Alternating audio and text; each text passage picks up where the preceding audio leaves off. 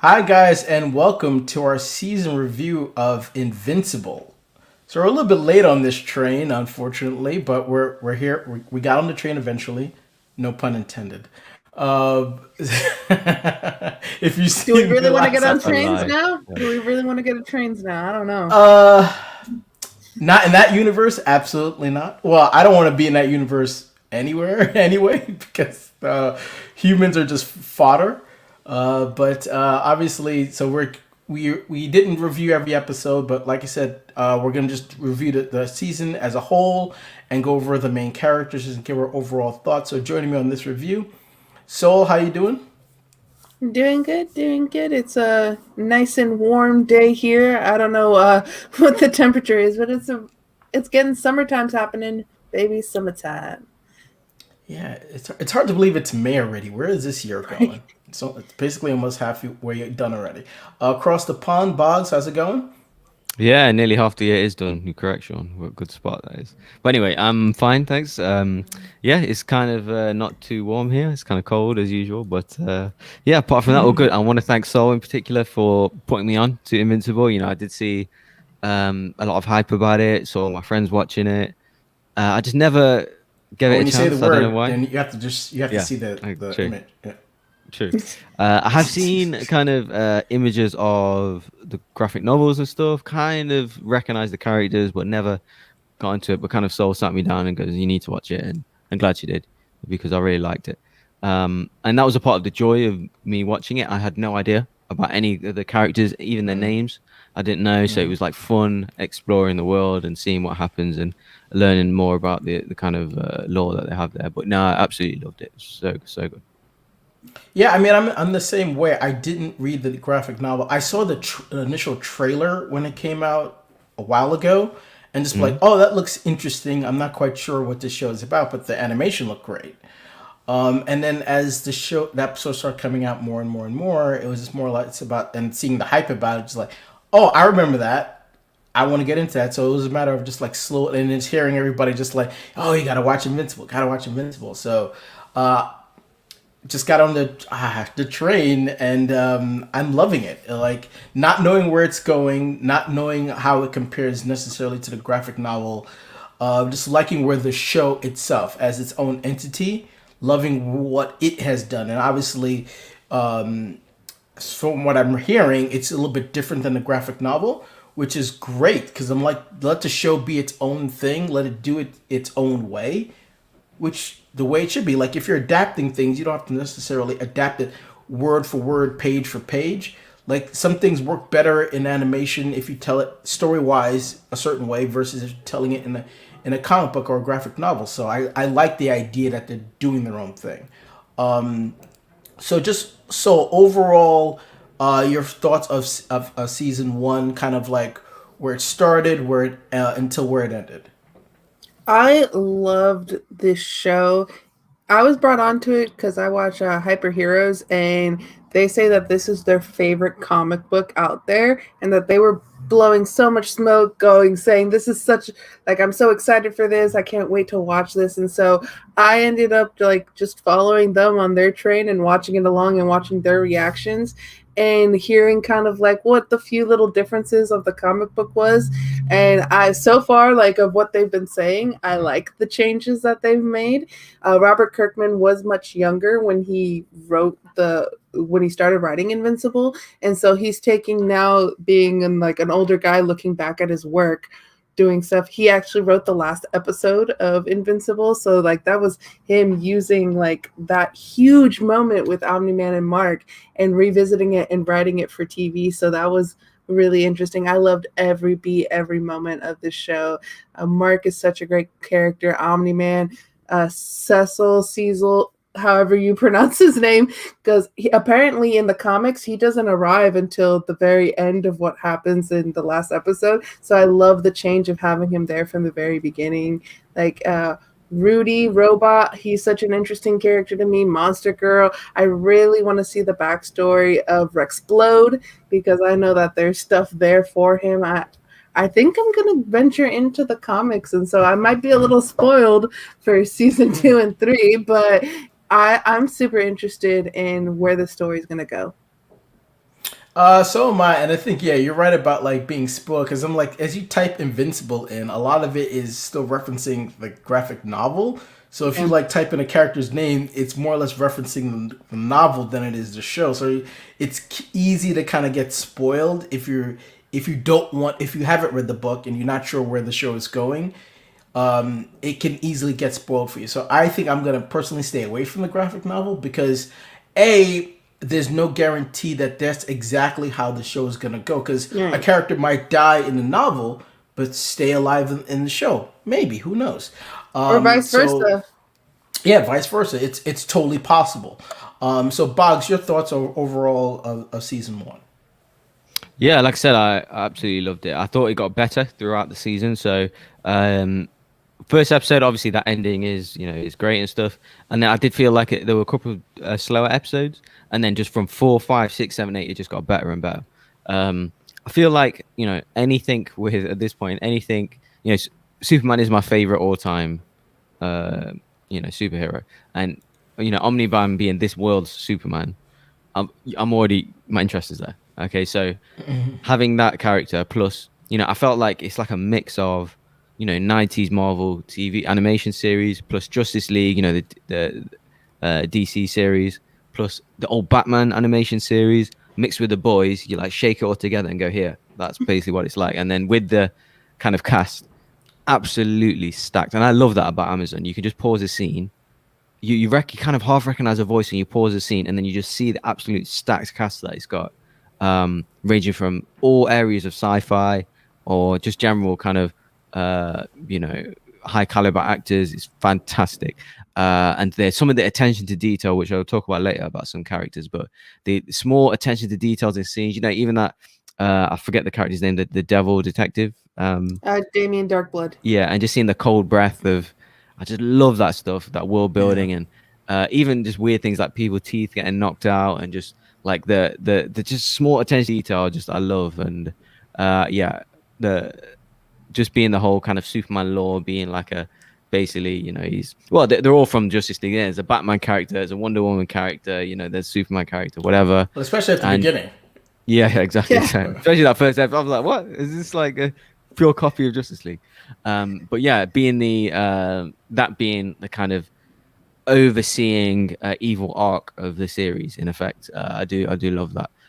But yeah, awesome series, and like I said, it ties in all them other series that I felt like I was watching, and because in the first, I'd say the first few episodes, I didn't love the animation style because I thought it doesn't look as premium as other animations nowadays, but you grow to love it because you just grow to, like, you can see the respect from older series. It has like the Batman animation series, like some of it feels like you're in the 50s or 60s, or that kind of detective work, like that Damien Darklight character. But yeah, it's so good. Loved it, especially by the end. I just wanted more, to be honest. I wish there were more episodes.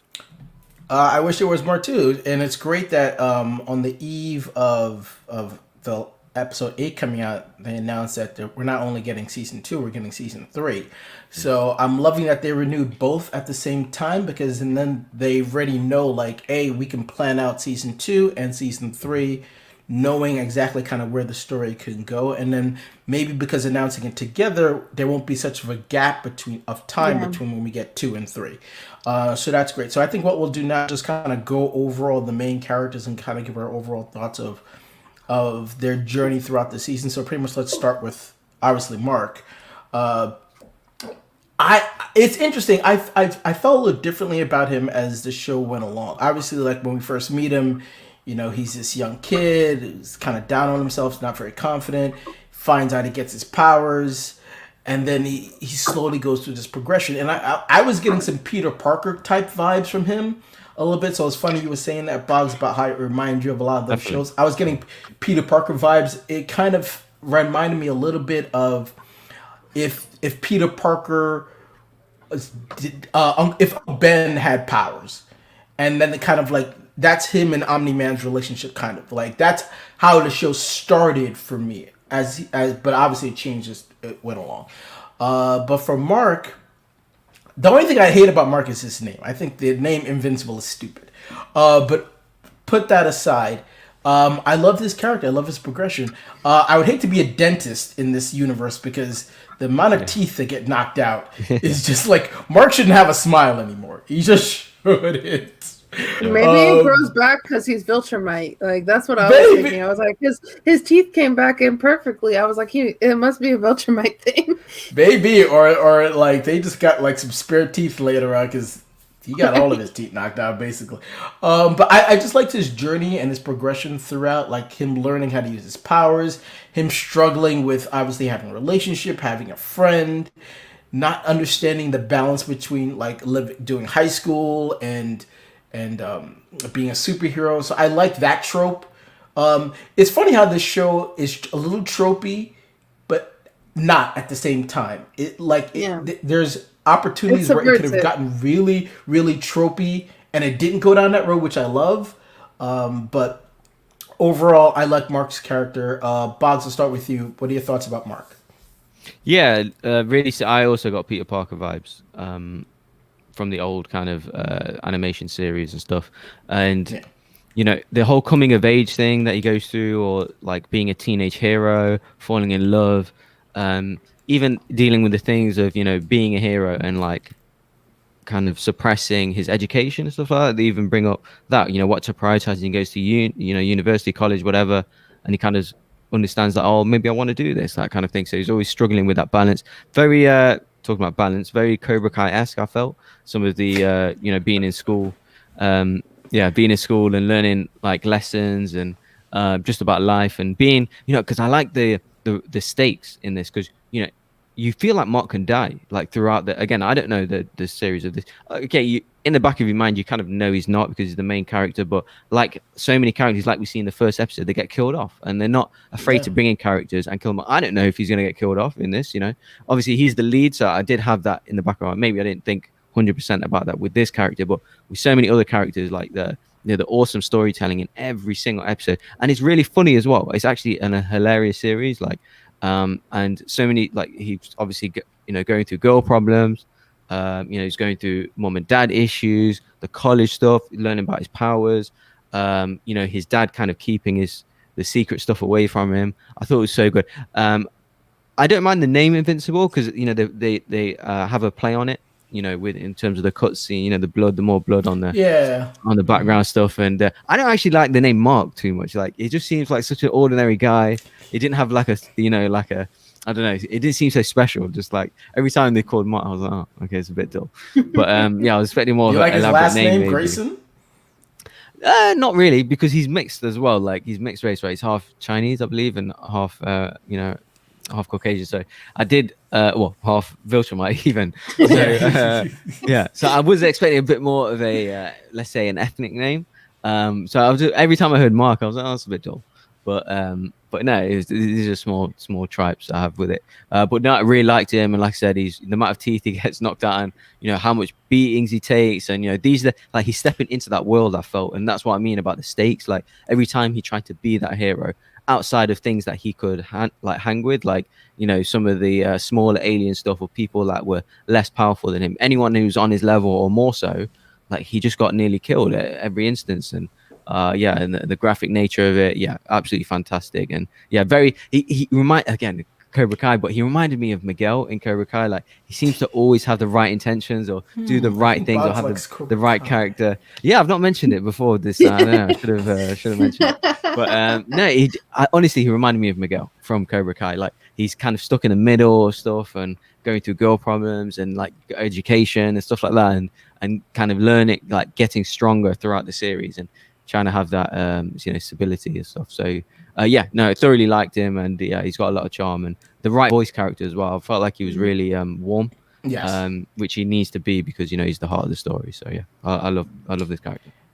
And I know what people are gonna say, but Sean, his name is like you said, Box. It's a play on his name. I get it, and he kind of has to be invincible to take the beating that he takes throughout the first season and still be walking around, because the amount of vicious beatings he takes, any other superhero in the show would be dead already. So obviously, like, it's a play on who he is.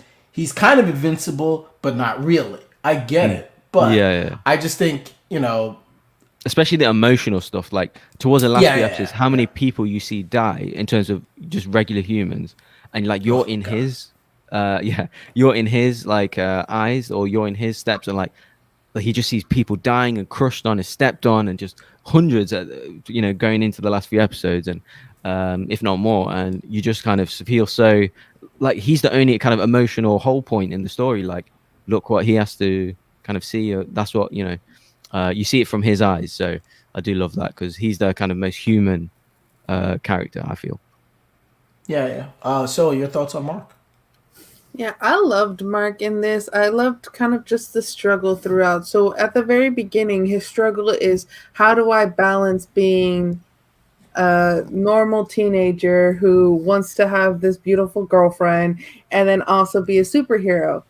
And then later when you see like you really see his struggle at the end the last episode of like I want to save people and I can't save them because I'm fighting my father who I love, and that moment of like just the pure devastation on his face, like anytime someone was dying and you seeing it through like his perspective, and just like realizing like all those other struggles, they don't matter. What's going on between him and his dad is what matters right now. And the fact that his dad lied to him, that his dad views his mother as a pet, as someone who doesn't really matter that much, at that kind of blow that you have to take. So his character arc, I think Stephen Yun does a phenomenal job because he does have that, you can hear that innocence in his voice. You can Mm-hmm. hear the voice acting is just phenomenal. And I know like I've discussed this privately with Sean before. Goes a lot of times you have actors that try to be voice actors and it just doesn't work. Like they're just reading lines, and you're like, okay, there's way more to voice acting than just that. And so I love that Stephen Yun, who is an actor, a comedian that came in and it was just like, no, I'm gonna give this respect to the art of voice acting, and he kills it. And just the stuff with him and Omni-Man, J.K. Simmons, who's a wonderful voice actor as well. Like all of that. Oh man, I love the show, and Mark was so good, and he's the main focus of it. And I've heard too, like in the comics, like there's way more focus on him and not as much focus on other people in the background, and that they gave a little bit more to them in the show. So I like that duality of between him and just the rest of the Guardians of the new Guardians of the Globe, the between Amber, between his father, between his mother, the stuff with his mother is just that's where his heart comes from. Because even though the stuff with Omni-Man, it's that is where he's learning his strength, he's learning how to be a hero, he's learning how to save people, but his mother is where his love and compassion and humanity comes from. Yeah. I mean, and it's funny you brought up Boggs about like his, like we were talking about his name and just the idea that like he's getting beat up a lot, but then the idea that I was trying to make a point, I can't remember where I was gonna go. It doesn't matter. Never mind. I'm pretty sure I'll remember it at some point. But let's just move on to we mentioned his dad. His dad. So Omni Man. Obviously, this is the Superman type character in this universe. You know, super OP. Uh, and this the show does a great. Okay. Oh, just real quick, going back to I remember what I wanted to say. Just the idea that like you do feel for him and you do worry about Mark because even though the show does a great job of like showing how strong he is, but showing how vulnerable he is too. So even though you think he's not gonna die, you still worry about him. I was worried about him throughout all the major fights, even though I knew he wasn't gonna die, but I felt for him, and that just speaks to the writing of the show and the voice acting of the show, because I like in my back of my head, like he's not gonna die, but I'm still like I'm feeling the emotional and physical blows he's taking throughout the show. So that's kind of where I want to go. Okay, so Omni Man. Yeah, J.K. Simmons did a great job. Like, you if you look at this character and then just say like, he's gonna be voiced by J.K. Simmons, you're like, is that the best fit for this character? On paper, doesn't you wouldn't think so, but then when you hear I did. the approach that well then speaks great to you. Like me personally, I don't know if I would have been like I don't know. But it's funny. I was watching The Accountant last night, and there was a part where J.K. Simmons is doing a voiceover in that, and I'm just like, oh, it's Omni-Man. So like now, in hindsight, I get it. Maybe at the beginning, not so much, but just to see his kind of stoicness, and then just as like he's as the show slowly goes along, we learn more of him. How he's just like thinks of the humans, how he thinks of his wife, and like how the respects, and like you said, so thinks of his wife Debbie as a pet because he's been alive for so long. But if you think of it from his point of view, he makes an interesting point, not a right point or a wrong point, an interesting point. The fact that if you live so long, why make these kind of attachments when eventually you're just going to see them all die? So it's an interesting point that he was making to Mark about like, well, don't get attached to these people. They mean they're gonna, and in the long run they're gonna mean nothing to you because you're gonna you're gonna outlive everybody. So obviously he went about things completely the wrong way, but the way he looks at it, you can kind of understand and respect his point of view. Maybe not so killing the Guardians of the Globe in the first episode, which is like, wow, okay, we're going there. Like, again, you wouldn't think that a show like that would do that, considering like how shows like, again, it's one of the tropey things that they didn't do. Like, they set up this great team, and then they just get murdered at the end of the first episode. Yeah. So I just love his progression throughout the series. So Omni-Man. Yeah, he's been on Earth for 20 years. He's lived for thousands, so that's a blip in his life. It doesn't mean anything. And I think the worst superpower to have is immortality, because you literally watch everyone that you know and love die in front of you. So you don't want to make that attachment. So you don't have that attachment to anyone or anything. And you can see kind of in the flashback of the last episode is that Debbie spoke about it in previous episodes too, that like she taught Omni-Man how to be human. And so there is little moments there that he stuck with. That's why when he was flying away, there's that tear. That's why he didn't kill his son at the end. He could have killed Mark. Mark was on his deathbed, chin split, teeth out, like caved in. Barely gasping for air. Gasping for air. And just the fact, too, that he tells his son, like, what will you have in 500 years? Kind of basically like, everyone will be dead. Your mother will be dead. And he goes, I'll have you, Dad. And that shows you right there the love that Mark has for his dad. And that though in those 17 years of Mark's life, Omni-Man was a good dad to him. Even if he was not the best person in the world and that he wants to conquer the planet. But he learned how to be a good father and be a good father figure there. And I love that duality of someone who's not a good person but is a good dad up until he starts beating the crap out of his son. Yeah. Like he's an interesting character. He's not necessarily a bad guy. He just has a specific way of looking at things, and that's literally all he sees. Like he's just like, I'm a Vultramite. I'm loyal to my planet. I'm here to do a mission. You people mean nothing to me. I don't care about you. Mm-hmm. I just care about my son and what my mission is. And he's going to battle. Yeah, and maybe it's like he a got soldier going to battle. Yeah, and maybe he got a little bit distracted along the way because I think Debbie means a little bit more to him than he leads on. It would have been interesting for me. The flashback kind of necessarily a little bit didn't work for me. I would have loved to see like Debbie kind of speak to him about like, hey, don't kill our son, and that kind of triggers it more or less. Just like it just kind of triggered on its own. That kind of thing, because I think, like I said, Debbie means more to him than he's letting on. And obviously Mark means more to him. Like, he wasn't going to kill him, even though he was, like, he cocked back. But he's a really interesting character. He got more interesting as it went along, as you got to see, kind of, once you learned more of the reason why he killed the Guardian. Because once you see it at the beginning, you're like, you're like, if you didn't read the graphic novel, which I didn't, you're like, well, was he brainwashed? What was actually going on there? And then you actually, as the show unreels the layers of why he did it, you're like, interesting. He's more interesting now than if he was brainwashed or what have you. It's like, oh, like, he just doesn't give a shit.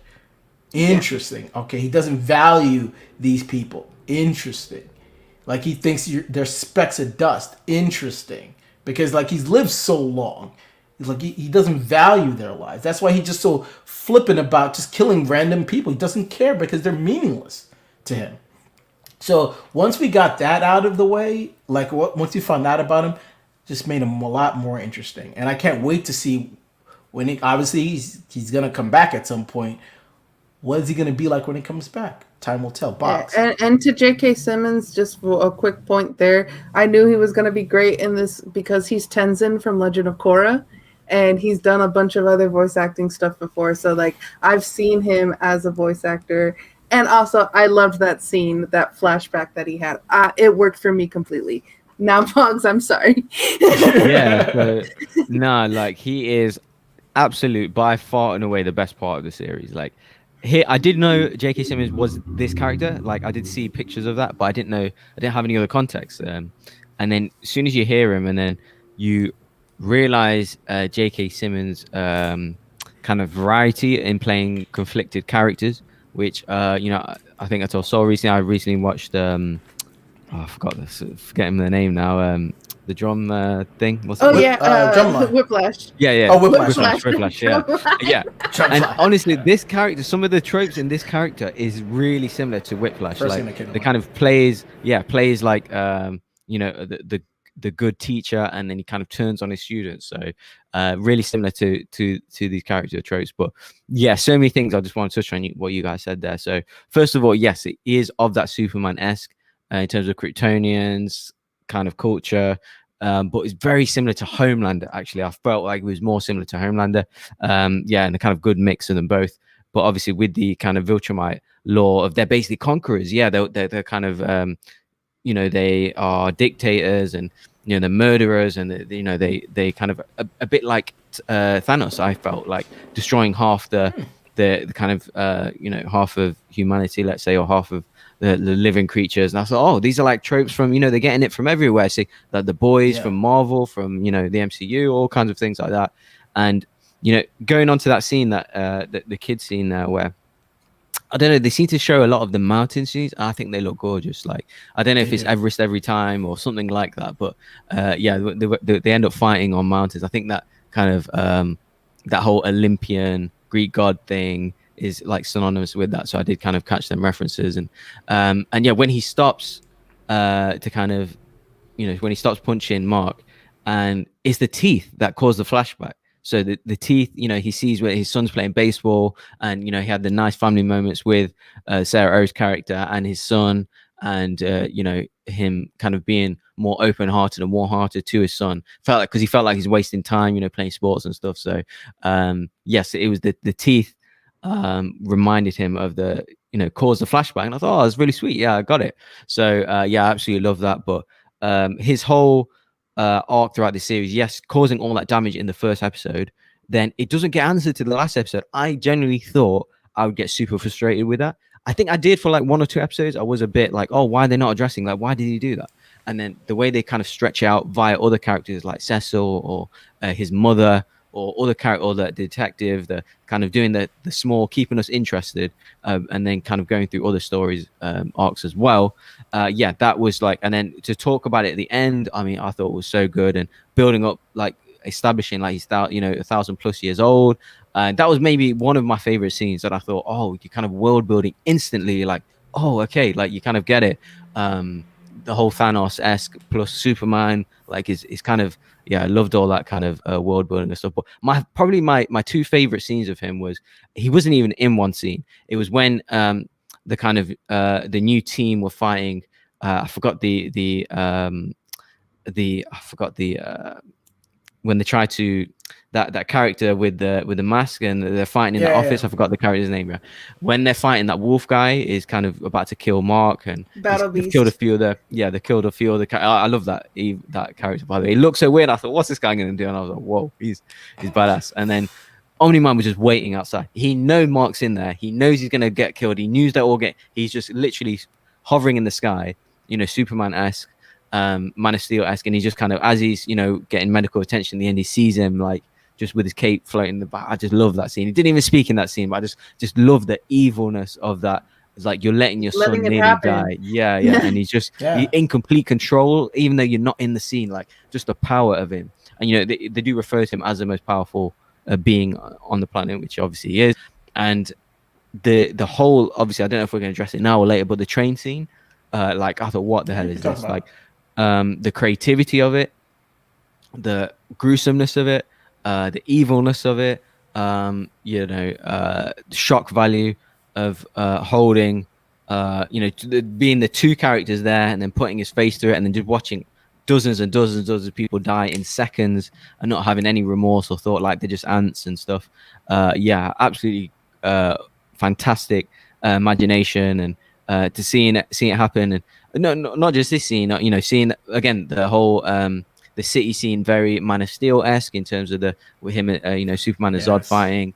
That's what I'm watching it. I'm like, that's a reference. That's a reference. That's a reference. That looks cool. That's gruesome. Like it's so many like things it's ticking off, and it's so impressive. So, but like I said, just to tie up, it's definitely a Superman thing, but it's a Homelander thing, and Homelander is by far my favorite character in The Boys, and he's kind of put it together. And then with like a sprinklings of Thanos on top, like what's not to like? Like this is stuff. It's beautiful. Really, honestly, it's beautiful storytelling, and and I can't wait till he comes back because he's my favorite character. Yeah, I mean, I love that you brought up Man of Steel, because the problem I had with that movie a little bit is that like you see that destruction, but you don't really get to feel that destruction. In this show, you see it and you feel it. Like that train scene aside, just like them fighting, and then like in Detroit, and just like people going through buildings, and Chicago. like him trying to hold on to that lady's arm, like I got you, and then the building crumbles over, and then it's just the arm after. And there's like one guy at the bottom, and he's like asking for it, and he just stands on something, and then you just like see he just only his hand left. Like it's like, oh man, it's the saddest one was the father getting the ice cream for his daughter, and then after that, like his blood on his daughter, like on the side, like that scene. It was a split second, and that one was the one that got me. The saddest ones for me are like, I think in the final episode where I think Mark saved the guy in the fighter pilot. And he's just like, just the pointless ones like that. Just leave them. Just it's between you and Mark. Just leave the guy, and he just like crushes people's heads or like just squishes them. Yeah, after Mark went through all that to save him, it's just like, look, he's dead. Yeah, like no need. Like the guy's completely out of the picture. He's out of his fighter jet. Just leave him. Just why? Yeah, just the cruelness and meaningless to him, and like in that moment. Because, like, as the viewer, we all have humanity. I at least hope so.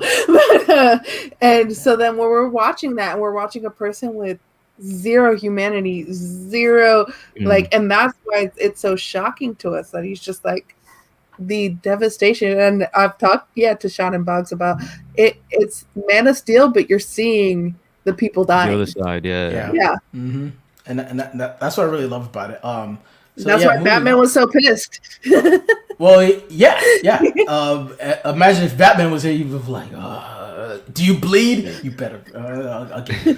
But let's move on to Debbie. Like, the thing I think this show did an amazing job with is developing and showcasing the women characters in this show, especially Debbie. Like, she could have easily come across as like, like the mother without the powers and just worried about Mark, and that could have been just all of her character right there. She could have been very two-dimensional.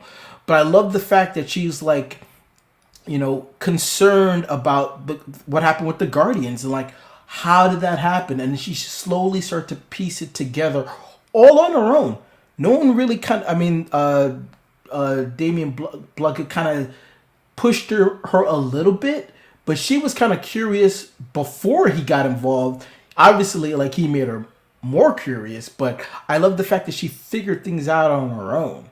And the fact that she just addressed it to him, kind of like, why did you do this? I can't believe this.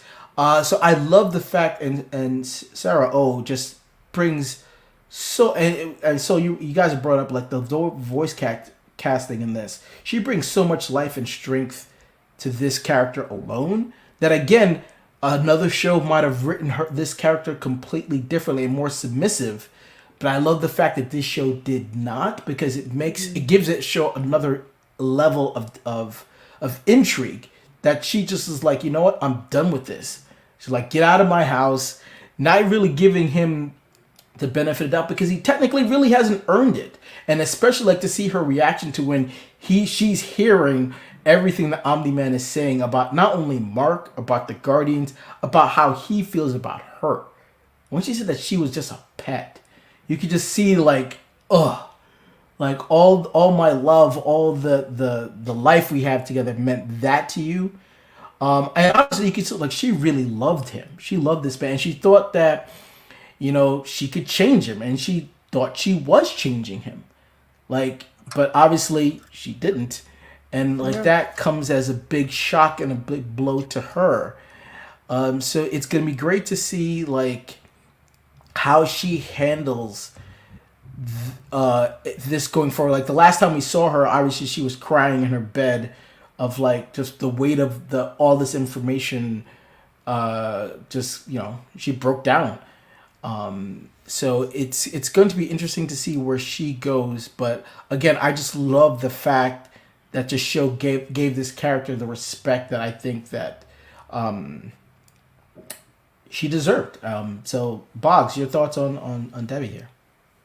Yeah, just as you were thinking, so I got my last point about Omni-Man. Just one of my favorite bits as well when he breaks the sound barrier every time he flies. I just love that. It's just the way it looks and sounds. It's just great. Does look cool. Does look cool.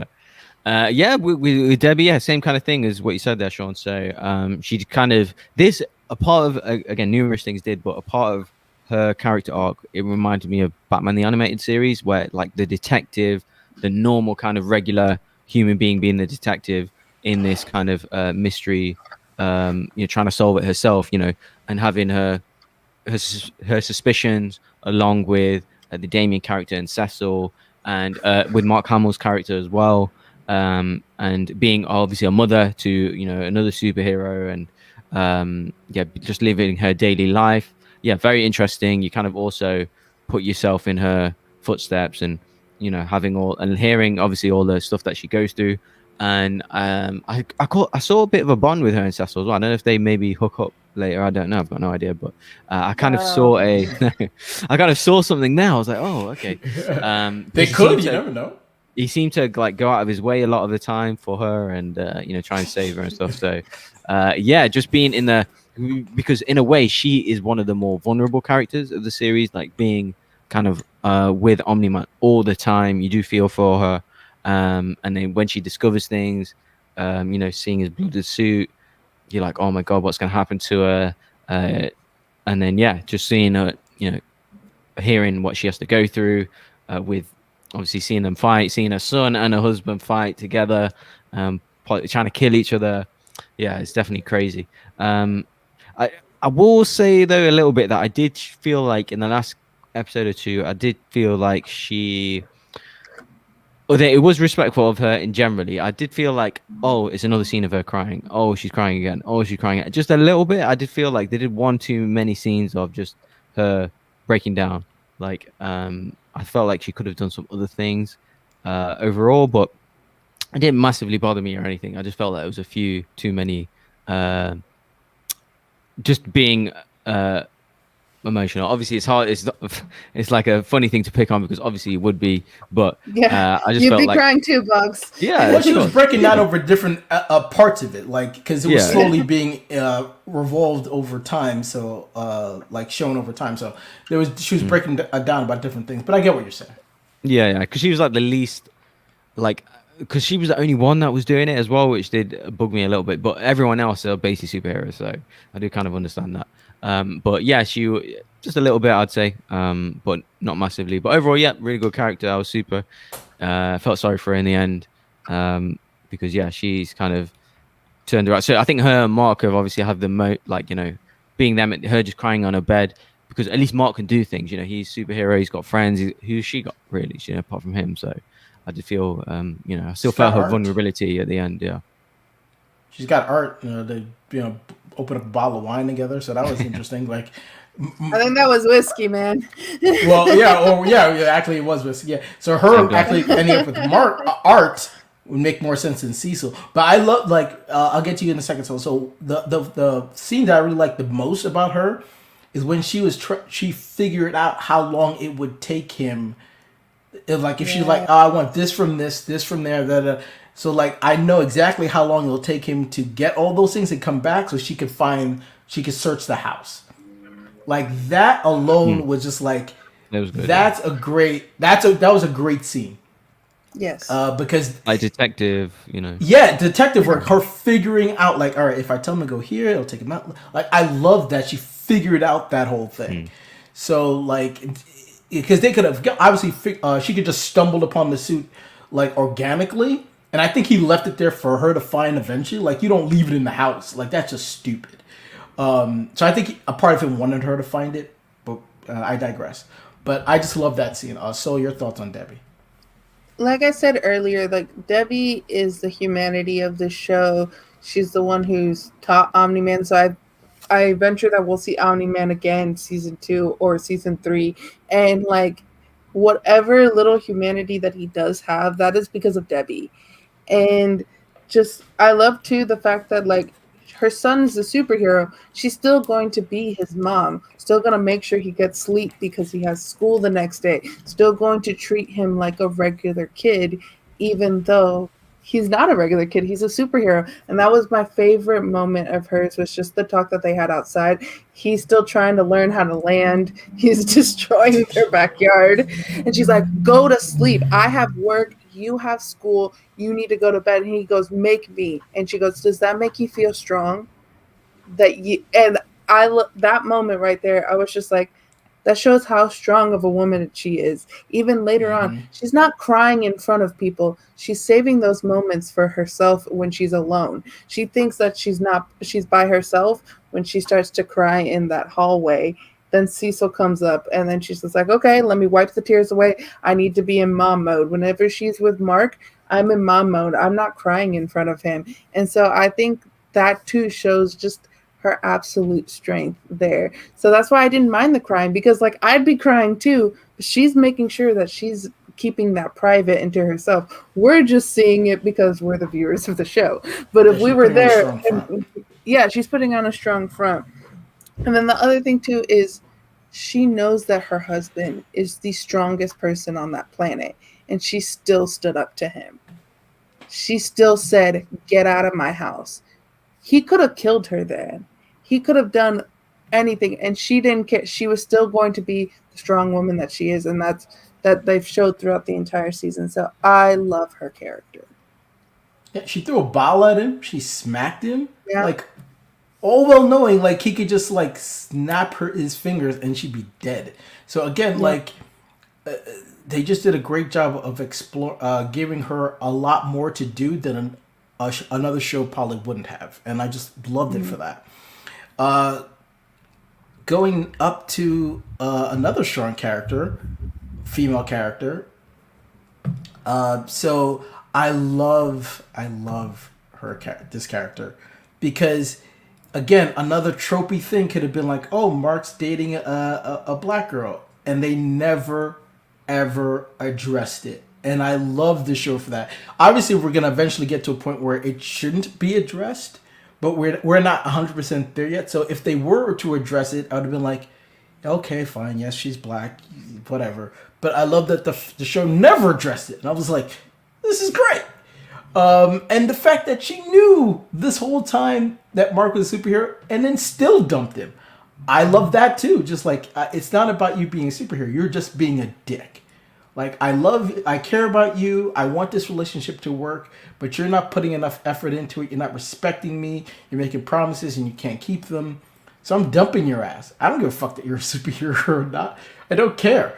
So I love that she came to these conclusions all on her own, because the tropey thing could have been like, oh, she didn't know. Mark tells her, and then she goes back with her, with him, and then you could have easily done it that way. But the fact that she knew that whole time and kept giving him chances because she, in hindsight, because she knew, and Eve was speaking, was trumping him up, which we'll get to Eve next. I just love that about it. And she had her own thing to do. She's doing the soup kitchen thing. She's just trying to be her own self. She had her own thing going on without Mark. But then you could see how her relationship with Eve was blossoming. And then Eve left. And then we kind of leave her with just like her at the soup kitchen, like not having anybody. Eve's not there. Mark's not there. So she's kind of just figuring out where her place and everything kind of is. And we're not 100% sure are her and Mark going to work. I'm hoping they find a way. Like, I'm hoping she doesn't die, but she's the kind of character that kind of, I can easily see her like killing her to give Mark more motivation. I don't know, but I just love the fact that, again, Zazie Beetz voices her too. And again, just another great strong woman character, actress for strong character. It was just, again, the show did a great job of highlighting another strong woman character. Boggs, your thoughts? Yeah, she was great. As you said, Zazie Beetz, and just the stuff that she is having to put with sometimes as a just as like being a superhero's girlfriend, like the way he's always late, and she's quite forgiving. I felt like with him, whether it's with the family or on dates or that kind of charity thing that she does. But I kind of really liked her in the college, in the university episode. She seemed to be like really wholesome. She's got good values, and yeah, they kind of really like each other. So it was really sweet. But I don't know if it's a guy thing, but I think it was. I was more on Mark's side with these guys arguing. So because like when she's like breaking up with him, she knew. I was like, oh, so he's trying to save the world all the time. Like, why do you, if like, why are you dumping him? Like, you give him so many chances, just hear him out. And because like he has that whole innocent way about him, and she seems kind of more I don't know, more kind of world worn and stuff. So she seems older than him, even though like they're the same age. So I was like, oh, just give him a chance, come on, he's trying his best. Can you not see? She gave him a lot of chances. Yeah, but he's saving the world. Women are more mature than men. That's probably why she seemed older. Yeah, she's probably too mature for him anyway. Yeah, she's probably too mature for him. No, but Boggs, I just think that that she just it's what he was doing and saying. It's like if he was being more of course he's always honest. Late. Of course he's lying. Yes, it wasn't that. But the reasoning was not that he was late, or not that it was that he didn't trust her enough to tell her that she was. It's like she's like, I already know. I'm gonna stand here with your secret and wait till you tell me, because you say you're in love with me. I'm in love with you. Why are you not sharing your life with me? You're hiding this away from me. That's why she broke up with him, not because he's late, not because of any of the other stuff. Because he wasn't being truthful with her. 100% he did, but he also hid it from his best friend as well for their safety almost. Not necessarily safety, but like just for he had the right intentions. Like, okay, let me keep it to myself. I don't want everyone knowing. That kind of, it puts them in vulnerable positions, as it did. Like his best friend nearly got killed from Omni-Man. So that the kind of thing. So that's the way I saw it. But yeah, of course, he is doing all those things. I'm not it's super great. Yeah, and you feel compassion. You feel compassion for Mark, and in that moment too, you want her to forgive him, and because why he's doing it for all good intentions, and he wants to protect that. He wants to protect his identity, and he wants to protect his friend and his girlfriend. But I also see it from Amber's point of view, and maybe that's just a woman thing.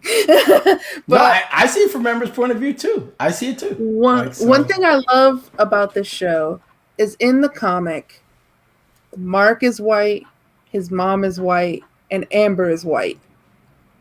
These characters are not white in this show, and they never address it. Like, it doesn't make a difference, because it doesn't make a difference.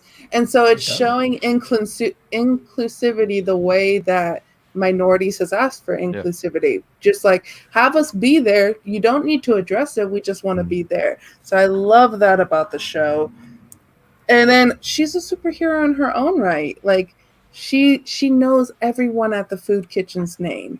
She serves them food. She's doing that volunteer work. And I think too, uh when like people like that who have to go get free food, like they don't people never treat them like human beings. They treat them like lesser people. And here comes Amber knowing these people's names. And that's the most humane thing to do is just to know someone's name and address them as a human being. And so to me, Amber's a superhero as well, even though she has no powers. Yeah, I mean she's great. Again, this the idea of her just like I don't give a fuck what you're doing, Mark. You're done. I gave you enough chances. I love that she did that. I just love it. And you're right. So I they didn't have to address it, and I'm glad they just didn't. It is what it is. Yeah. She's black in the show, and that's it. And She's black, no he's need. Asian, and that's it. Yeah, who cares? Who cares? That's the way it should be. And again, we're not there yet where every show is going to do that, but I'm just glad that this show did it. Because that's just an easy trope that they could have easily fell into, and then you just roll your eyes like, oh, whatever. But again, I got to give them props because they didn't do it. All right, going on to Adam Eve. Again, another great woman character in this show. There's a theme there. So with her, they could have easily played the trope of the love triangle, which I thought they were going to do, and they didn't do it because you saw like her and Mark kind of have a little bit of chemistry there. And then obviously when Eve flies over, you can see her Amber and Mark making out, and you can see that like, oh no, like you could kind of see like they're setting it up like, oh, there's gonna be a love triangle. And then when Amber dumps Mark and she's there, and like, oh, are they gonna, and they're like kind of flying to you like, are they gonna kiss or something like that? And they never did that, and I'm just like, great, I don't want that at all. So I'm glad that they didn't do that. And I also love her character in the sense that she kind of just like, F this, I'm doing my own thing. I don't know what's happening outside. That she's just doing her own thing. She's just like, I forgot what the character's name who cheats on her. I can't remember his name right now. Once she figured that out, she was just like, fuck this. I'm off the team. I'm leaving. I don't give a fuck what you guys doing. I'm building my own house. I'm going to just save people. I'm not going to wait till be called. I'm just going to go out and do good. And that's why I just loved her progression. And she was like, obviously went with Amber to do the soup kitchen thing. She's just like, I just want to do good. I have powers. I want to just do good. And the fact that her powers can let her just create things, it's just great. So again, I love her character. I'm worried about her because her and Amber, I just feel like are gonna get sacrificed in some weird way. I'm hoping the show doesn't do that, but and so I think you've read the comics, so don't spoil it for me. I haven't read the comics. Oh, but okay. like I if they do that, then the show sucks, and they're not going to do that. I hope not. I hope again. I'm just going. John, you're going down a dark path, and I don't like it. No, I'm just going off tropey stuff. You know that you get motivated when someone dies to do something else. So in this case, it ought to be Debbie, Amber, or Adam Eve here. So it's one of them three. I'm just hoping the show doesn't have to do that. It doesn't need to do it, but I'm worried. So your thoughts on Eve? Yeah, one thing that I love too is they could have so easily done the jealous girlfriend thing with Amber and with Adam Eve, and they didn't do that. And that just like, I love that part about the show because we see that way too much. And I hate when women are fighting other women for pointless reasons. Like, I hate that shit in shows. Stop doing it. But I love that they didn't do that here. I love too that she's a superhero. She's the like Scarlet Witch of the show. Like, the powers that she has is ridiculous. And the fact that she learned how to be a better superhero by spending some time with Amber.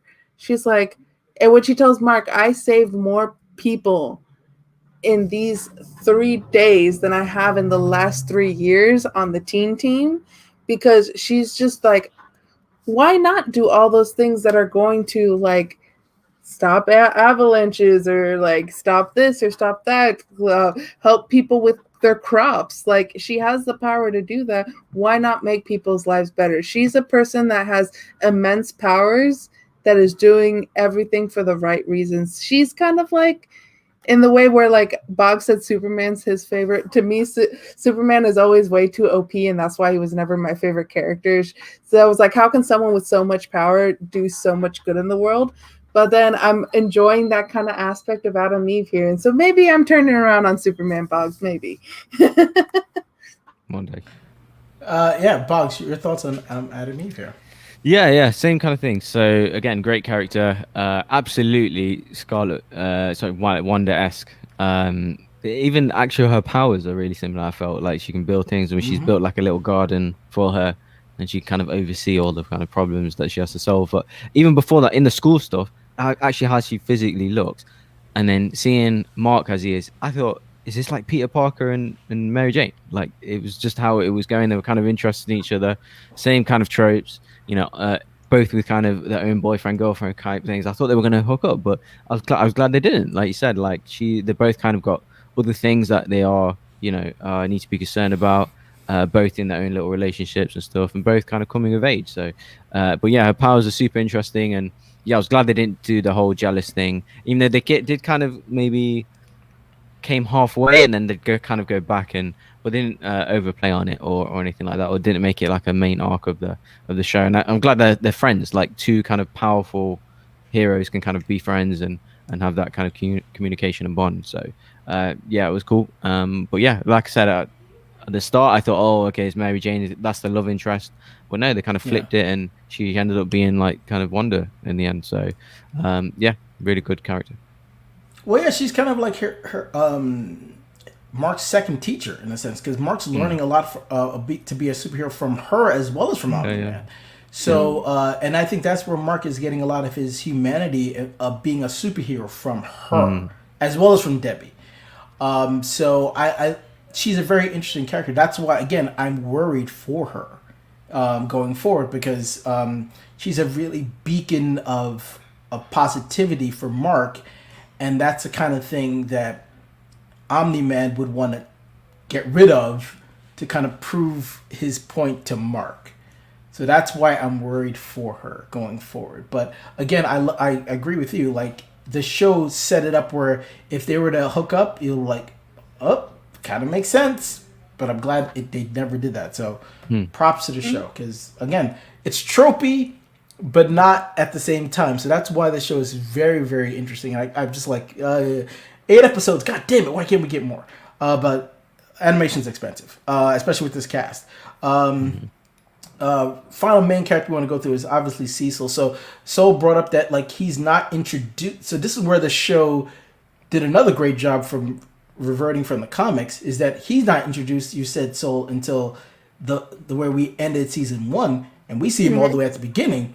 So again, the show did a great job of like, no, this character is really, really important. Let's highlight him and give him way more to do throughout, because you could tell that obviously from the beginning, he sees that the Guardians of the Globe got murdered, and obviously Omni-Man's there. He's suspicious of Omni-Man right from the beginning. He hires Damien to kind of figure things out, and obviously that's the way he wanted. But he was always curious and of Omni-Man, and obviously we found out that he was right. And then the fact that he just is helpless to stop him, and everybody's helpless to stop Omni-Man, is something that the show did a great job of setting up. But then I'm wondering how it's going to pay off. He's so OP in this show. What is actually going to stop Omni-Man? And I love the fact that Cecil is powerless. He can't do anything. Everything he threw at him barely slowed him down, barely did anything. He had to convince Mark, like, hey, we need you now. Like, Omni-Man's gone, we need you. You've got to pick up the mantle. So I love that his character is kind of helpless, but still, serves a great purpose as well. That room that we saw at the end, that light room. Yeah, the white room. They're fascinating that they tease that. I'm like, that's gonna come back to play some way in some shape going forward as they're playing Sorry, my apartment is just really noisy on the weekends. So I'm interested to see where they go with him. Like Boggs, you brought up like him developing something with Debbie. I don't know if I necessarily see that, but if it were to happen, it would kind of make sense. But Again, he's so much older than her. No. Yeah, Well, yeah. well, you're right, but again, Debbie has a nice relationship with Art. He seems a That's little not bit older, happening. but That's not happening either. You two, like a woman and a man, could be a friend and nothing happens. oh, I agree. Like we see that with Mark and with Eve. Like, Yeah. and I love that. Yes, you can have that. But I prefer Cecil to focus on more just like getting the new Guardians up and going, and getting Mark together because they can't stop Omni-Man alone. They can't. So what is he going to do to get the Earth ready for his return? Because he's probably not going to come back alone either. So what is he going to do? That's where I'm interested about him now. It's because everything he threw at him barely slowed him down. So that's where I'm at with him. And you're right, Slow. He doesn't. Debbie don't need no man. He don't need no can man. figure out. She could be on by herself. So I agree. But Boggs, your thoughts on Cecil? He's probably my second favorite character. He's in the argument anyway for my second favorite character, and okay. yeah, he's so many steps ahead of everyone. And like you're saying, like he can't obviously. He knows though he can't. He know Omni-Man is too OP. So all these things that he's doing is only to slow him down, even if it's for 10 minutes. He knows that. So he can buy him time to do all the things. They say it so many times throughout the show. And he's just steps ahead of everyone, of Invincible, of Omni-Man. He's got these backup plans, A, B, and C.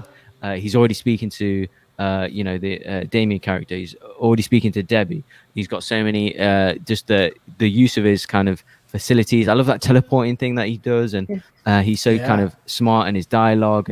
And obviously Walter Goggins as well. What a fantastic character actor. And if you want to know more about Walter Goggins, you should check my interview with Michael Calaveri on this channel. They were both in the next Karate Kid together. So again, they were very good friends. So we talk about him for about 5 or 10 minutes. So you learn more about him there. But obviously he's just super. If I felt like his ability was his intelligence and negotiating situations and getting himself out of situations or convincing people to do things and popping up and everyone having that certain level of respect or fear for him, because he's the most powerful human that you can basically see in the show. So and I love like even his scar on his face, like you just see like his battle worn and he's experienced and he's knowledgeable and doesn't always make the right decisions, but he's just so there's just like a depth about him, I can't wait for him to come on screen, basically, because something interesting is going to happen, or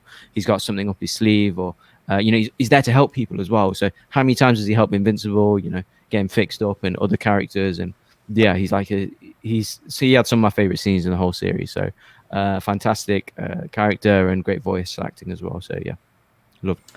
And I know you probably like that Star Trek stuff, right? Because definitely very cool. It reminds me of like of course teleport, but he actually literally reminds me of like a captain of a starship, like Jean-Luc Picard, like Patrick Stewart's character. For some reason, it just kind of reminds me of how he is and in charge of the ship. It's not Shield obviously, but Shield-esque, right? He's like the Nick Fury of this kind of universe. So I got all them kind of tropes, and I love that teleporting stuff. Yeah, it's great. The show does a very interesting job with the non-superhero, superpowered people to give them kind of superpowers. So Cecil is kind of like his superpower is just more he's a tactician. Yeah. Like he knows that what he's doing, like, all right, this will buy us a certain amount of time so I can do this, do that. Like obviously Debbie is really more of the detective. You see like Amber kind of is a little bit of a detective too. She has inner strength. And so the show does a great job of, even though these people are powerless, they're not invincible, they do have powers in their own way, and they contribute in their own way. So him teleporting and kind of, again, buying time when he's talking to Omni-Man worked great. And he got him to start monologuing, which was great too, which obviously he fell into that trope. So that was fun. But so your thoughts on Cecil? Yeah, I want to just echo, like, a lot of what Bob's was saying. So I will then go just into like some of my theories with him because I pretty much agree with Boggs on everything he just said about him. Is so we saw like Seth Rogen as Alan the alien. He's part of the coalition of planets, whatever that is. I can't wait till we see that. So I have a feeling that Cecil is gonna be the involvement there. He's gonna be like the Earth representative probably because he's like a government agent that we actually enjoy, a government official. Like he's a good guy. Like because a lot of other times when you watch movies or shows, the trope of like that government official and everyone hates him, like even as an audience, and it was just like no, he is one of the best characters in this show. That White Room is fascinating to me. Yeah. In fact, too, I feel like Immortal is gonna be revived again because he was in that room. For sure. They also there was a moment where they took Mark's blood, whatever they figure out with that. He feels like too in the same way like a Batman. You know how Batman has a contingency plan for all the people on the Justice League? Like if they go bad, I have a feeling that he's gonna make a contingency plan for all the Guardians of the Globe and Mark. Like that's why originally they took his blood to see if they could find something of a weakness for Omni-Man. But I feel like they're gonna use it on Mark. I don't know. But like that's what I'm seeing here. And then too, possible. Just like there's a backstory. You see those scars? I want to see how he got them scars. You want to know how I got these scars? Like, I want to see it. So there's just so much fascinating about this character. I want to see more. I love every time he's on screen. He is not hooking up with Debbie. No, I just thought that because he seems to go after her a lot, like try and save her, and some ladies need a shoulder to cry on. So I just thought it wouldn't be the worst thing in the world because he's physically, obviously, he has scars. He's not the kind of prettiest person that you'll see. So him to hook up with like a sweet character, I think that would be a nice character thing for him. But no, sorry, my point was that just you covered that as a tactician, like having the fighter jets first, then having the alien creature, then having the other heroes as a backup, but then he's really got this White Room and he's building Immortal again. Like he's just got so many things, and this Damien character, like he's touching so many boxes and he's working on another level to other characters, and like I just love how complex he is and intelligent he is. Yeah, and I think he's like I think he'd be like, I'm not afraid if I have to get rid of Mark too. Like I think he's I think Sola's right. He's building contingencies. He was willing for it to happen, right? Like we see we see the Reanimen there. Like you saw how much damage like they even gave to Omni-Man in that fight too. Yeah. Like biting on his cheek and stuff. So I feel like that's gonna play into like if I ever need to use these against the Guardians of the Globe or Mark, like I have these Reanimen that I'm making whatever the Ezra Miller's character's name is creates. Yeah, I think he's like I'm putting a contingency against everybody. I can't trust anybody now. Yeah. I'm gonna set it up where like if you're with me, cool. If you're against me, I got even something. For Debbie, he done it for give her another identity and another location. He's done it. Yeah, he's on top of everything. But again, I'm just because he's I think gonna play a pivotal role of like getting Earth ready to fight the Voltrons. Voltrumites when they come. Yeah, Voltrumites when they come because with an S. Yes, not Voltron. That's a different thing. I was saying that there's multiple of them. That was when he was just like, not a Viltrumite, a Viltrumites. I was like, oh, there's gonna be a lot coming. Oh yeah, but Earth have to be ready. It was very DBZ like to me, very DBZ like. Yeah, so I love the fact that where this show could potentially going. I'm just now like, God damn it, how long do we have to wait for season 2? Right. We're probably not. To be honest, we're probably not going to get it until sometime late next year. I predict a year. We're probably going to get it maybe 2023. Maybe. I think we're going to get it. I think we're getting it in 2022. I think they announced it, so they already knew that they were going to do it. So I'm pretty sure that they've already been working on season 2. Even Robert Kirkman was just like in interviews like, oh, we know what we would like to do if we get revamped. So I think that they already knew that there was going to be a season 2 and that they've been working on it. So I have a feeling that we're going to get it at the same time just next year. Yeah, I think they had broad strokes of what they want to do, but then it's a matter of like writing the scripts and then getting the animation done and getting the voice actors in. Like, the animation part is obviously what's gonna take the longest. Yeah, it's gonna be the longest to part. do. So I'm hoping next year, but would it surprise me if we got it in 2023? No. But That's too long, Sean. Too long. I think so too. But what are you gonna do? Yeah, it is what it is. But I'll open up to you guys to talk about any other characters that you guys want to talk about before we wrap this up. Boggs, any other characters that you want to bring up that you found interesting throughout the season? Yeah, a couple. So I'd say Immortal. Just seeing him. I thought he was cool before he was killed in the first episode, but he just seeing that backflash like of his backstory, like of different ages and eras of the world, basically seeing him in and how old he's. I was like, oh, that's so cool. Just instant world building like that. So Lincoln.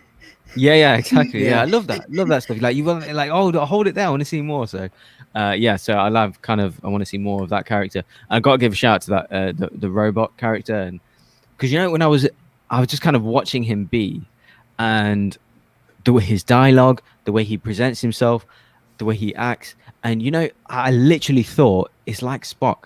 I'm a Star Trek guy, and the way how emotionless he is. I mean, that's how Vulcans are. I'm completely generalizing, but Vulcans, his race, they act as if emotion is like a weakness, so they purposely don't show it. They just be as efficient as effective as possible to be the best people that they can be, in effect. And then I just paused it as the show, and it's voiced by Zachary Quinto, who is Spock in the new Star Trek series. I was like, are you gonna make that connection? I was watching it thinking, obviously I should have picked up by his voice, but I was thinking this is like a Spock kind of character. Like he's like a captain, or he's like an officer, a science officer, but he's like a lieutenant of a certain, I felt like of a starship, and I was just thinking the way he talks, and that he's more just obviously naturally he's going to be more emotion less than people, but just the way he's organized and he's efficient and he's trying to sort things out, and he's preparing a bit like he's a tactician, does a strategy and stuff.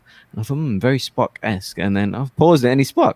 So yeah, that was crazy. But no, I actually really liked his character, and learning the backstory of that as well, and having really funny scenes with who's the guy that he cloned to be? What's his name, Sol? Rex Clode. Yeah. Some of them scenes were absolutely hilarious. Yeah. When he's, why are you copying me, kind of thing. So, yeah, that was really funny. And I know Sol's going to talk about the twins. They were good as well. And yeah, and I kind of liked the. I think I have a bit of a soft spot of the college episode. I don't know why. I just thought it could have been a bit dull, but I thought it was really engaging, and seeing the kind of just like the risk, just having just like kidnapping, like athletic, I guess, people at the college and turning them into zombie type Borg characters like in Star Trek, and making them kind of efficient soldiers. I kind of love the creepiness of that, and also the I forgot the character's name, the guy that turns himself into stone. Titan. Yeah, that uses Invincible. Mahershala Ali. Yeah, exactly. Like sometimes you pause in some of these scenes and you're like, whoa, like Ezra Miller, Mahershala Ali, Michael Dorff, Zachary Quinto, like it's endless, yeah. And seen his kind of rise to be like a Kingpin character, I thought it was so smart. And I like the original guy who was behind that desk, the kind of electronic mechanical face. I forgot his name. His voice was like kind of quite automated. I thought that was Machine really cool. Head. Yeah, so he was a great character. He was funny as well. I laughed so much with him because it was just like auto tune. So every time he spoke, I was laughing. First couple of scenes, I was like, "What?" And then you Hello, get used to it. Like, exactly. Yeah. And he's got some kind of great villains that he brought in, I thought, and that Wolf character was great. That nearly killed Invincible. And yes, just seeing that Kingpin's rise and bringing his family through, like kind of doing what he has to do, lying to Invincible. And I'm sure we'll see them character arcs come through later. But yeah, that was sure. Like every single arc was like so great that you want to see more of. Even Mark Hamill's character, you want to see more of him. So yeah, I mean, like it's like endless. But I'd say if I had to name one additional one that we missed out, I'd probably say Robot was probably my favorite. Yeah, because I know Art's character's probably, because I think in the comics, Invincible gets another suit. I thought he was going to die as well, by the way, when he was with Omni-Man and they're drinking on the rooftop. I thought, you were worried for him. Yeah, definitely. Because he's talking about and they cut away, people. and you're not sure. Yeah, either. Yeah. And then he's like alive. He's let off there. That's probably like the only one. I think him and Mark's best friend were the only ones like I seen his show any kind of slight, kind of. He didn't kill them basically. They were the only twice I felt like they got away with that. So. Oh yeah, when Omni-Man talked to Mark, you were like, don't kill Mark, please. Art. His name is Art. I know we all know him as Mark Hamill. No. I'm sorry. Well, don't kill Art, and then don't kill his. What's his friend's name? Don't kill. Art is his friend. Mark is his son. No. Who's Mark's best friend's name? Oh, William. Yeah, don't kill William. Like when he meets William in the car, and like crushes. Where's Mark? I was like, oh. Yeah, I thought he was gone. He was gone. He just wants to go to college and hook up with that guy, hopefully. So, any characters that you want to bring up before we wrap up? So Boggs did Robot Rudy perfectly. So even though like he's one of my favorites of this, and I can't wait to see like what happens because I feel like he's gonna tiptoe between being a good and a bad person at the same time. So like I did really love that cloning thing as well. That creepy, like I had no idea that was coming as well. I was like, what the hell is this? Like you feel sorry for him, and like the clone thing works and it doesn't work properly, and he has to die. And I was like, this weird emotional thing that happens out of the blue. So love that part. And between like what's gonna happen between him and Monster Girl, I find it hilarious that he's just like, Monster Girl has a thing for Rexplode, so I'm going to use Rexplode's DNA to look like Rexplode because I have a thing for Monster Girl. And maybe then she'll have a thing for me because I look like a younger version of Rexplode. I love that dynamic. Also, the fact too, just the psychological stuff. I love psychological things that make you think. The fact that like you're making a clone and you're copying yourself. But like that's not you. You're not living that life. So Robot Rudy, the actual Rudy died. This is a clone. And the fact too that like the Muller twins, when they're just so interesting to me. The fact that they were like, we designed it for us not to know which one is the clone, but it's a little bit easier for you guys to tell because of the disfigurement. But man, I just need to shout out all the villains there that we got. Where we're just like, oh, what are you gonna do? And then we get these flashes of where all the villains are, and then he's like, oh, I guess I'll finish high school. And the fact too that we're gonna have, I forget the Sequids, I think was their name, the stuff from Mars. We're probably gonna deal with that season 2. Titan by Mahershala Ali. Like I get very much Luke Cage vibe from him, and if I remember correctly, Luke Cage then becomes kind of like the kingpin person at the end of that series on Netflix. And so I get that from him. You have the, what's his name? The one with that was by Mount Rushmore. That character, that villain. Like, I love seeing all the villains. I think my prediction is we're going to be dealing with those villains, the aliens who like, Omni-Man. I thought they were completely 100% destroyed. Apparently they're not. So I think we're going to be dealing with a lot of these villains in season 2. I don't think we're getting to Omni-Man. I don't think we're seeing him until the last episode of season 2. I 1,000% agree with that. I was just about to say that. Like, I think you want to save him for that. But like, obviously we know when he comes back, he ain't coming back, to say hi. He coming back to take over. And he probably's not going to come back alone. So I think the world needs to get ready for that fight. So it's just a matter of Cecil with the heroes and maybe getting the villains to team up with them as well, because they might need everybody that they can throw at this guy and when he comes back. Abandoned his post. Omni-Man abandoned his post, which I'm sure the Viltrumites are not happy about. So I could see the Viltrumites going after Omni-Man as well. And so in that point, he might be coming back to ask Mark for help to fight the other Viltrumites. Be like, I need your help to fight our people because they want to destroy me because I left my post. So I can see something like that happening as well. Oh, absolutely. I think that's a possibility too. But I like the fact that if that were to happen, that is happening as its own side thing. Like he's on Voltron. I keep saying Voltron. I just like Voltron. Viltrum Voltrum dealing with his own thing, and Mark and everybody else is on Earth, and then maybe at the end of season 2 he comes back to Earth and either asks for help or is coming to take over. I don't want to see. I rather just see the show do more character building with everybody else getting Earth ready. Because right now, if he were to come back like at the first episode of season 1, not ready. There's no possible way he just wouldn't kill everybody and destroy everything, as the show stands right now. So it would make no sense story wise for him to come back right away. He's got to be gone for a while. So, Boggs, any predictions or thoughts about where the show can go into season 2? Because none of us have read the graphic novel, so we're just all speculating at this point. Yeah, I mean, no idea. I mean, it's got so many character arcs and storylines. Like, which one? Like, pick. Like, I don't know. So I kind of wish we do see the. I hope Omni-Man just isn't in the last episode. I kind of want to see the Viltrumite stuff. Like, I want to if he has conflict with them or if they're chasing him, I want to see them things. So not just kind of him appear and then you kind of learn. Then I want to see let's see that world, or let's see his conflict with them. Yeah, I don't know. There's just so much stuff to go into. So it's like it feels like they're teaming. It's like Avengers teaming up, and sometimes you need the bad guys to kind of to team up against the kind of Thanos character. So maybe that. Yeah, who knows? But yeah, I just loved it. I just hope it's similar to the first series, but we'll see. But no, I've got no predictions, nothing like that. I just kind of sit there and just watch it all happen. So awesome. I mean, the only thing I want to predict is Amazon give us a longer season. Like obviously, I was happy with the times of each episode. Each episode is like 45 plus minutes. That was great. Yeah, that's fine. But give us more. I think. I like that it's 8 episodes. I like it. It gives it a perfect amount. I don't want it to turn into Netflix. You're always asking for more, Sean. You're a greedy little boy. The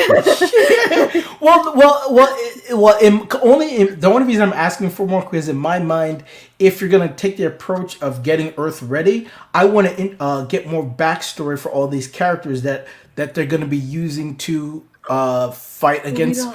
We don't know if that's happening. We don't know if we're going to see Omni-Man next season. I don't know. But that's what I'm saying. Like, if in my mind, that's what I think the show should and could go. So if we do that, I think we would need more than 8 episodes to do that. Because I agree with Boggs. I do want to see what Omni-Man is doing on his own planet by himself. Whether it's getting them ready or them angry at him, whatever. As long as he's doing it on his own, I do want to see that. So there's a lot that I want to see. I don't know if necessarily 8 episodes in season 2 can cover all the ground that I think they need to cover. But at the end of the day, if you only get 8 again, will I be probably unhappy? No. Am I still gonna watch it? Yes. But should I? Is it wrong? I think they did No. They did an amazing job with 8 episodes, season 1. I have a feeling. There's a lot of times when people argue when they were like, "Oh, that was too many episodes. They put too much filler in or stuff." And then there's other times when people are like, "Oh, I just want more. I just want," and no one ever is happy with like show lengths. I think though the fact that we got a great story that tied up all the things that you want to tie in a season and left us wanting more for season 2. I feel like the 8 episode model really works well. And if they know how to do that with season 1, then I feel like doing that for season 2 as well. That they know what they're doing. I'm gonna let them do what they do. I think that's overall that is a good thing though, that where people want more and want more episodes, but like this review, people probably want this to be longer, but you're not getting it. So we're leaving one. Yeah, we're pretty much done now. But no, I hear what you're saying. For me, it's just a matter of like it. We don't know where it's going. Obviously, if you knew where it's going, you could say like, all right, well, we only need 8 episodes to tell that. So this is just what I like about this, right? Yeah. Like I think what you're saying on the back of that show, like they've got so much stuff to cover basically in season 2 that they kind of did with this as well, and they've left a lot of them open, but they've done it so well, like you don't mind it because you got a kind of certain conclusion to some story arcs. Some are open ended, some are like you're just kind of hoping for stuff. Some are pretty like you got such satisfying tie-ups really for some aspects. So they've done it so well basically. It's like you're kind of happy with how it is. So like if they do 8 more again, you're like, okay, I'm completely cool with that. So so I was kind of I'm okay with 8. Yes, do I want more? Sure. But yeah, I think that was the point of Yeah. And I that's just how think, good the show is. yeah, I think too is I was listening to Robert Kirkman speak about it, and he said, I know what I want to do and I know how I want to end it, and it's going to Mm. last 7 seasons. If Amazon allows me, it's going to be 7 seasons. So Yeah. I'm thinking, he's thinking 7 seasons of 8 episodes. I'm implying on that. He didn't say how long the episodes would be in each season, but he said 7 seasons. So I feel like he knows what he wants to do with the story. He's the one most entrenched in the story because he's the creator of it. And he's already done a great job of changing the things to make his story better. So he's not like a creative who's like, I'm so precious with my material, you can't change a single thing. He is allowing for changes to make it better. So I have a feeling that like whatever they do with it, whatever the season length is, that they know what they're doing. Mm-hmm. Well, I mean, I don't think he necessarily has to worry about getting to season 7 because if Amazon doesn't give him the money, somebody else Yeah. will. So Yeah. if it's not for Amazon, Netflix will come a calling, Hulu will come a calling. He'll find a way to, like HBO. He's getting to 7. If he wants to go to 7, he's getting there. So Amazon would be foolish not to like keep this train going. So obviously they renewed 2 more. Would it surprise me if we get a renewal even like after episode 1 of season 2, that the other seasons get renewed? Like if they get the kind of response from season 2 episode 1 that they think they're gonna get, it wouldn't surprise me after that they say, all right, 5 and 6 are being renewed. So I think this show is very popular. Obviously, I think once we see the first trailer for season 2, I think the excitement's just going to start building and building whenever we get that. So we will definitely be keeping our eyes open for that, or any interesting news that comes about. We'll also try to cover that as well. Like if there's any really good casting news about like who's they're going to add to season 2, something like that. But other than that, obviously love the show. Looking forward to season 2. Hopefully we can get it next year. But what do you guys think? Obviously, this review went a little bit longer than we planned, but there's just so much interesting characters and storylines to dive into. And I think we all love the show, so I think that's why it went a little bit longer than we thought. But other than that, what do you guys think? Drop your thoughts in the comments. What do you guys think about season 1? Who was your favorite character? Did you read the graphic novel? Do you prefer that over the way the show's going? Or vice versa? Maybe you've read the graphic novel and you love what the show's doing more than the book did. Just let us know. Obviously, when the trailer for season 2 comes out, and whenever season 2 comes out, we'll cover that. Or any interesting news about the show comes out, we'll cover that as well. But just fascinated to see where this show can go. And I think Amazon has a gold mine on their hands, and they'd be foolish to let it go. And I don't think they will, because they need content. So for myself, for Bog, Soul, like, subscribe, do all those great things. And don't be shy to leave comments, because I will respond to them, whether you agree with us or even disagree. I'd love to have a good, healthy back and forth with anybody who agrees with or disagrees, because, we're all entitled to our opinion, and we're just all fans of this show, and we like it, and we all like talking about it, obviously. So just let us know what you think. So until next time, for myself, Soul, Boggs, till we're all invincible in our own ways. Bye, guys.